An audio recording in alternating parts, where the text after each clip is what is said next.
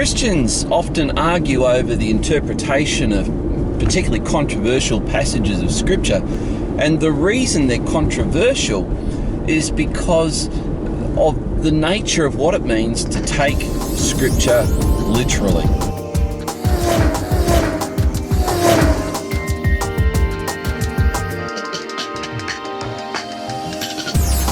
To take Scripture literally, for some people, is to take it in its plainest, simplest sense. The plain sense of the text, they'll say, is to take the text literally. There are others who also claim that they are taking a text literally. However, they come to vastly different conclusions about how a particular text should be interpreted.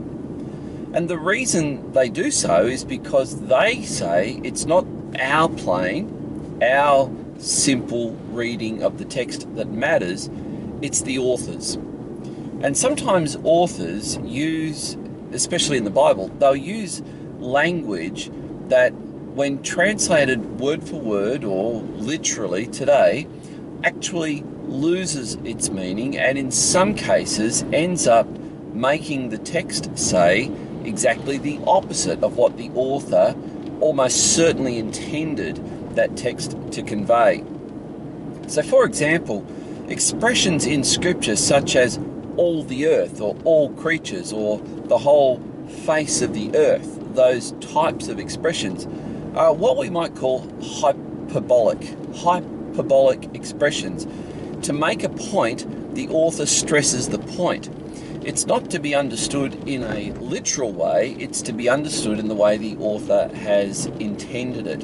So, for example, we read in Colossians 1:23 that the Apostle Paul says that this gospel, the gospel of Jesus Christ, has now been preached to every creature under heaven. And if we were to take that in a wooden literal sense, we would be saying that every animal, perhaps, has heard the gospel preached and received the gospel. The difficulty we're going to have there is that we know just from common sense that cannot be the case. We understand that Scripture uses languages like creature, often to speak of Gentiles, those who were not of the nation of Israel, and it will often speak of the whole earth to refer to the known earth. So when the apostle could say in Colossians 1:23 that this gospel has now been preached to every creature, chances are the gospel has gone out into every part of the known world. And that is almost certainly what he was intending to mean. And we find a similar intention used where this expression is used in the Old Testament. For example, quite strongly, it's very strongly possible that the flood of Noah, which covered the surface of the whole earth, again that expression, the whole earth, could almost certainly mean that it was enough of the earth to do the task for which God had assigned it, which was to wipe out humanity, save Noah and his family. So we have expressions like this, when taken in a wooden literal sense, lead to very, very different understandings of how other Bible scholars who hold equally to biblical literalism, taking the Bible literally, the conclusions are vastly different because of what we call the hermeneutical principles that they're using.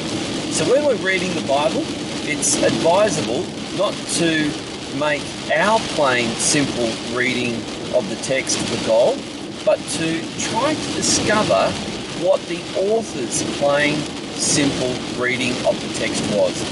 If we can do that, and often we need to use commentaries and we need to consult some of the more ancient texts of commentaries to arrive at these conclusions, because every time another year goes by, we are further removed from the language and the original author.